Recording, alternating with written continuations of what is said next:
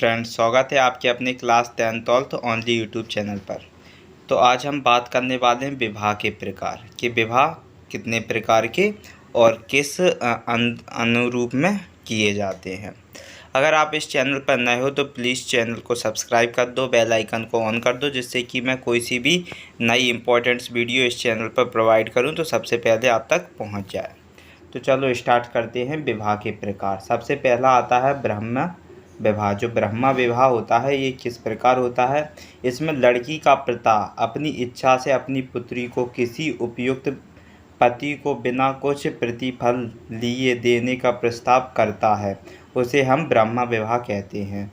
कहा जाता है कि जो लड़की वाले का जो पिता होता है, लड़की का जो पिता होता है, वो उपयुक्त किसी को अपनी बेटी देता है और वो भी बिना प्रतिफल दिए, बिना दहेज दिए, उसे हम ब्रह्म विवाह कहा देते हैं। ठीक है।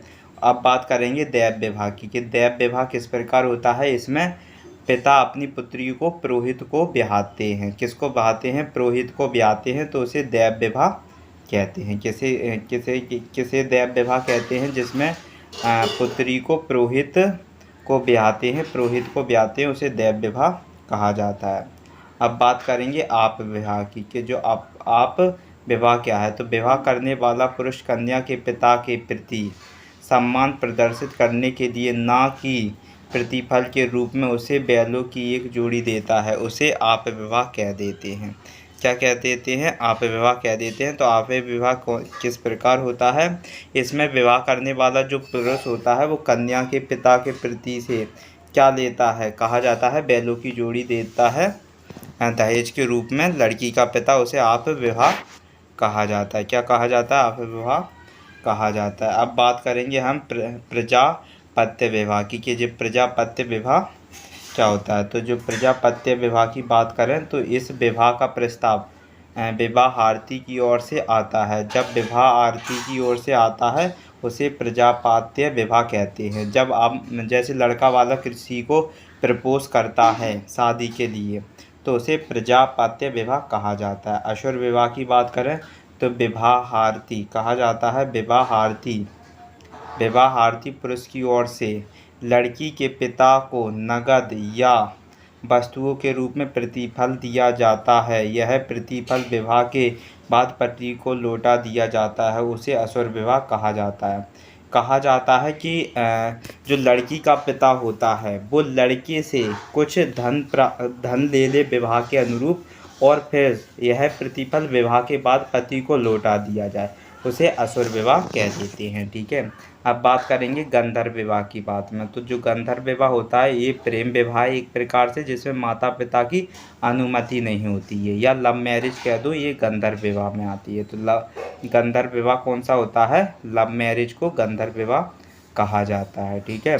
और जो राक्षस विवाह की बात करें तो कन्या का अपहरण कर लें और उससे विवाह कर लें, उसे राक्षस विवाह कहा जाता है। और पैचास विवाह की बात करें तो कन्या से बलात्कार कर उससे फिर विवाह कर लें, उससे पैचास विवाह कहा जाता है।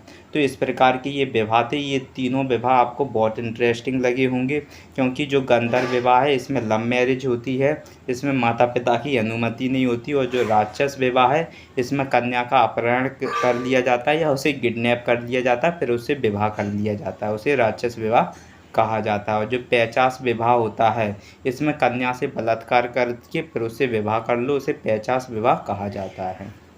अब इसमें कुछ इम्पोर्टेंट्स हैं, जैसे जो असुर विवाह केवल वैश्या एवं शूद्रों में किया जाता था, और जो गंधर्व विवाह केवल क्षत्रियों में किया जाता था। गंधर्व विवाह क्या होता है? लव मैरिज, प्रेम विवाह होता है जिसमें माता पिता की अनुमति नहीं होती। और जो राक्षस विवाह है वो क्षत्रियों के लिए विहित है। बोले तो कन्या का अपहरण करके फिर विवाह करना, ये राक्षस विवाह है और क्षत्रियों के लिए विहित है। और राक्षस और जो पैचास विवाह कैसा है? कैसा है?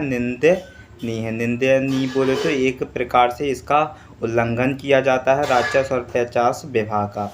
और जो ब्राह्मणों के लिए सिर्फ प्रथम 4 विवाह ही विहित हैं। जो ब्राह्मण के लिए कहा जाता है जो प्रथम 4 विवाह हैं वो कौन कौन से हैं? ब्रह्म विवाह, देव विवाह, आप्य विवाह और प्रजापत्य विवाह। ये 4 ही विवाह निहित हैं। किसके लिए? ब्रह्मा के लिए। ठीक है। और जिसमें और बाकी के जो चार हैं, जैसे कि असुर विवाह हुआ। असुर विवाह में क्या करता है, लड़के वाले से लड़की वाले का जो पिता होता है वो दहेज के रूप में कुछ रुपए ले लेता है और बाद में उसे दे देता है, तो उसे असुर विवाह कहा जाता है। और गंधर्व विवाह में प्रेम विवाह होता है। राक्षस विवाह में कन्या का अपहरण और पैशाच विवाह में कन्या से बलात्कार करके उससे के साथ विवाह किया जाता है। ठीक है, तो आज की वीडियो में मैंने आपको विवाह के प्रकार पढ़ाए थे।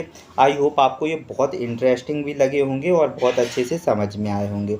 तो प्लीज़ अगर आपको ये अच्छे से लगे हैं तो प्लीज़ वीडियो को लाइक कर दें और अपना फीडबैक ज़रूर कमेंट्स में साझा करें। और चैनल पर नए हो तो चैनल को ज़रूर सब्सक्राइब कर दें और बेल आइकन को ऑन कर दें। ठीक है, जिससे कि मैं कोई सा भी नया वीडियो अपलोड करूं तो तुरंत आप तक पहुंच जाए। तो आज के लिए इतना ही, मिलते हैं नेक्स्ट वीडियो में।